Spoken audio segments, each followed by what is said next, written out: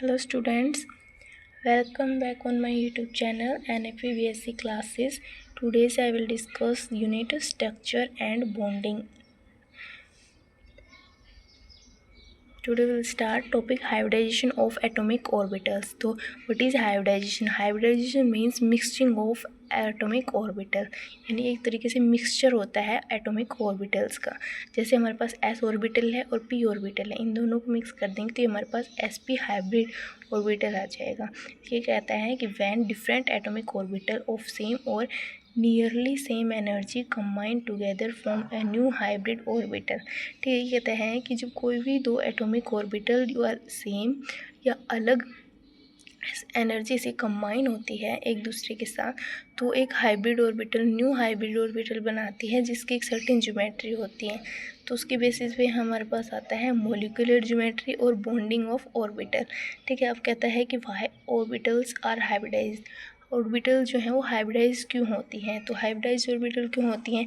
एक एटम जो है वो रिएक्ट करता है बी एटम से। फॉर एग्जांपल हम ले लेते हैं कि ए एटम है वो बी एटम से रिएक्ट करता है, तो ये बी की ऑर्बिटल्स हो जाएंगी, तो ये हमारे पास फॉर्मेशन करेगा हाइब्रिड ऑर्बिटल sp/s। तो ये कहता है कि इन atom form same type bond not possible. ये कहते हैं सेम टाइप के बॉन्ड जो है वो पॉसिबल नहीं है।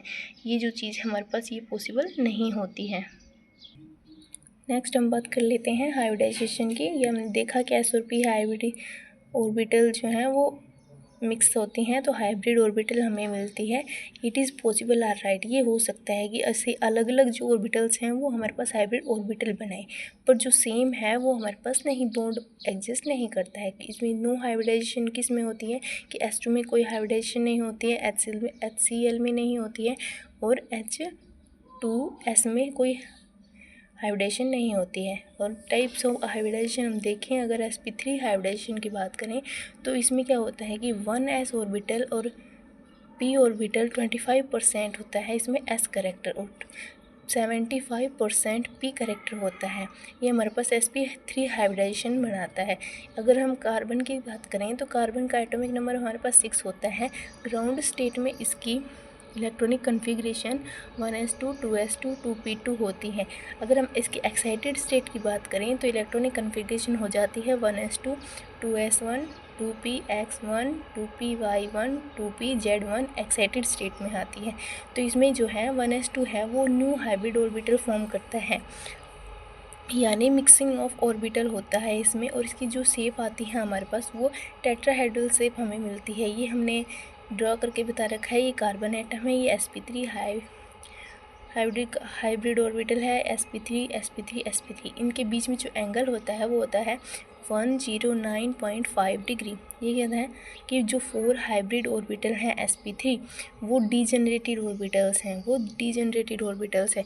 अगर डीजनरेटेड ऑर्बिटल्स की हम बात करें तो डीजनरेटेड ऑर्बिटल्स जो हैं वो सेम एनर्जी की ऑर्बिटल्स होती हैं। जैसे CH4 की बात करें तो ये हमारे पास कार्बन एटम है, इसके साथ में 4 हाइड्रोजन एटम अटैच है कोवेलेंट बॉन्ड से। Covalent bond mutual sharing of electron से होता है, इसको नाम होता है मीथेन। ये हमारे पास जनरेटेड ऑर्बिटल्स होता है। नेक्स्ट हमारे पास आता है sp2 हाइब्रिडाइजेशन। sp2 हाइब्रिडाइजेशन क्या होता है? sp2 हाइब्रिडाइजेशन होता है कि mixture of atomic orbitals which have 1s and 2p orbitals, यानी इसमें मिक्सिंग होती है एक s ऑर्बिटल की और 2 p ऑर्बिटल्स की, तो हमारे पास sp2 ऑर्बिटल हाइब्रिडाइज बनता है। इसमें 33% s करेक्टर होता है एंड 67% ऑफ p ऑर्बिटल होता है। कार्बन की अगर हम बात करें तो कार्बन में 1s2 2s2 2p2 इसकी ग्राउंड स्टेट की इलेक्ट्रॉनिक कन्फिग्रेशन है। अगर हम इसकी एक्साइटेड स्टेट की बात करें तो ये हो जाएगा 1s2 2s1 2px1 2py1 2pz1। ये इसकी एक्साइटेड स्टेट होती है। जो 1s2 है वो हाइब्रिड ऑर्बिटल फॉर्म करता है, तो ये कार्बन एटम हो जाएगा, ये sp2 ये sp2 ये sp2 ये sp2। इस तरीके से हमारे पास ये हाइब्रिड ऑर्बिटल बनाता है। अगर बॉन्ड एंगल की बात करें तो इनमें बॉन्ड एंगल होता है 120 डिग्री। अगर शेप की बात करें, ज्योमेट्री अगर हमसे पूछिए तो ये हमारे पास ये ज्योमेट्री है trigonal geometry. Unhybrid orbital, unhybridised orbital, unhybridised orbital है हमारे पास। इसमें जैसे 2 कार्बन एटम है, ये एक कार्बन एटम है, ये एक कार्बन एटम है, ये अटैच है, ये एक सिग्मा बॉन्ड बना रहा है, ये पाई बॉन्ड और ये पाई बॉन्ड, ठीक है। ये हमारे पास HCH, ये हमारे पास जगह C2H4 का एग्जाम्पल है। इसमें अगर अनहाइब्रिडाइज्ड ऑर्बिटल की बात करें तो ये हमारे पास पाई बॉन्ड है जो है वो होता है इसमें अनहाइब्रिडाइज्ड ऑर्बिटल। हाइब्रिड ऑर्बिटल जो है वो सिग्मा बॉन्ड बनाता है। नेक्स्ट हमारे पास sp हाइब्रिडाइजेशन। sp हाइब्रिडाइजेशन में क्या होता है कि मिक्सिंग ऑफ ऑर्बिटल होती है, एक s ऑर्बिटल होती है और एक p ऑर्बिटल होती है। इसमें 50% करेक्टर s का होता है और 50% करेक्टर p का होता है। इसमें बॉन्ड एंगल जो है वो 180 डिग्री होता है और शेप जो है वो उसकी लीनियर शेप हमें देखने को मिलती है। कार्बन की बात करें तो 1s2, 2s2, 2p2, ये हमारे पास ग्राउंड स्टेट की इलेक्ट्रॉनिक कन्फिग्रेशन आ जाती है। एक्साइटेड स्टेट हम देख लेते हैं, ये इलेक्ट्रॉन एक्साइटेड स्टेट में आ जाता है, ये अनपेयर्ड होते हैं यहाँ पे। ये जो है हाइब्रिड ऑर्बिटल की फॉर्म करेगा, यानी न्यू हाइब्रिड ऑर्बिटल हमारे पास बनाएगा। नेक्स्ट आ जाता है इसका एग्जाम्पल हमारे पास BeCl2। Be का एटॉमिक नंबर 4 होता है। ये कार्बन एटम हमारे पास इस तरीके से अरेंज होंगे, sp ये हमारे पास हाइब्रिड ऑर्बिटल बनाएंगे। तो ये एग्जाम्पल है C2S2। इसमें 2 पाई बॉन्ड बने हुए हैं, एक सिग्मा बॉन्ड बना हुआ है। अगर रिलेटिव साइज़ की अगर हम बात करें तो इसमें s करेक्टर इंक्रीज़ होता है, तो s करेक्टर सबसे ज़्यादा sp में, उसके बाद sp2 में, sp3 में होता है। अगर हम इनके साइज़ की बात करें तो सबसे बड़ा साइज़ sp3 का होता है, फिर sp2 का और फिर sp का।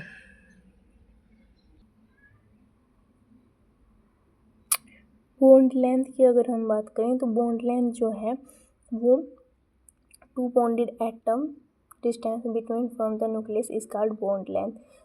2 बॉन्डेड एटम के बीच में जो डिस्टेंस होती है न्यूक्लियस के बीच में, वो हमारे पास बॉन्ड लेंथ होती है।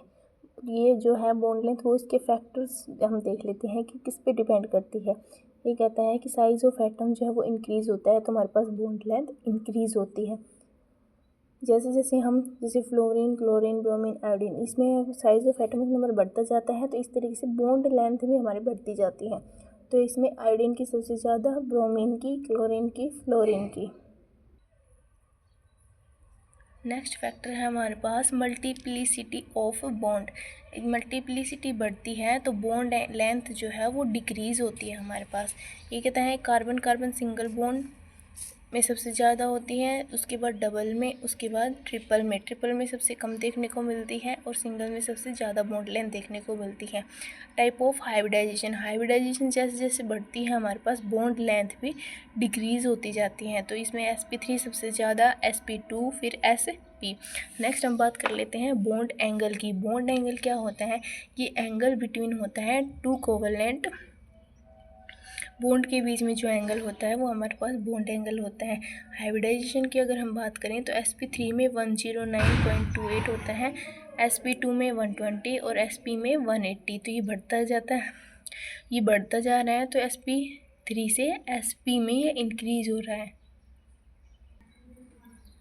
No bond pair and lone pair. Bond pair और लोन पेयर में ये कैसे इफेक्ट करता है कि जैसे लोन पेयर में सबसे ज़्यादा रिपल्सन देखने को मिलता है, उसके बाद लोन पेयर और बॉन्ड पेयर में, और उसके बाद बॉन्ड पेयर में रिपल्सन देखने को हमें मिलता है। जैसे जैसे रिपल्सन हमारे पास बढ़ता है वैसे वैसे जो बॉन्ड एंगल है वो डिक्रीज़ होता जाता है।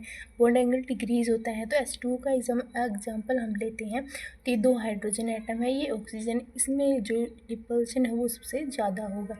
नेक्स्ट है बॉन्ड एनर्जी। बॉन्ड एनर्जी क्या होती है? ये अमाउंट ऑफ एनर्जी होती है जो हमें रिक्वायर होती है किसी भी बॉन्ड को तोड़ने में या किसी भी बॉन्डेड एटम जो है उसको चेंज करने में गैसेस स्टेट में। तो ये फैक्टर्स हम देख लेते हैं किसके ऊपर ये डिपेंड करता है। तो ये साइज़ ऑफ बॉन्डेड एटम पर डिपेंड करता है। जैसे जैसे हमारे पास साइज़ इंक्रीज़ होता है तो बॉन्ड लेंथ हमारे पास कम होती जाएगी। अगर बॉन्ड लेंथ कम होती जाएगी तो एनर्जी हमें उसको देनी पड़ेगी। तो ये हो जाएगा फ्लोरीन, क्लोरीन, ब्रोमीन, आयोडीन। ठीक है, ये इस तरीके से इसका ऑर्डर आ जाएगा। सबसे पहले फ्लोरीन में सबसे ज़्यादा होता है, उसके बाद क्लोरीन में, फिर ब्रोमीन में, फिर आयोडीन में।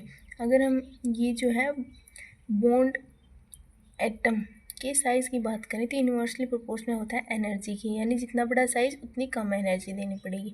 मल्टीप्लिसिटी ऑफ एटम, मल्टीप्लिसिटी की अगर हम बात करें तो जितना मल्टीपल होगा उतनी ज़्यादा हमें एनर्जी देनी पड़ेगी, यानी ट्रिपल में सबसे ज़्यादा हो जाएगी, फिर डबल में, फिर सिंगल में।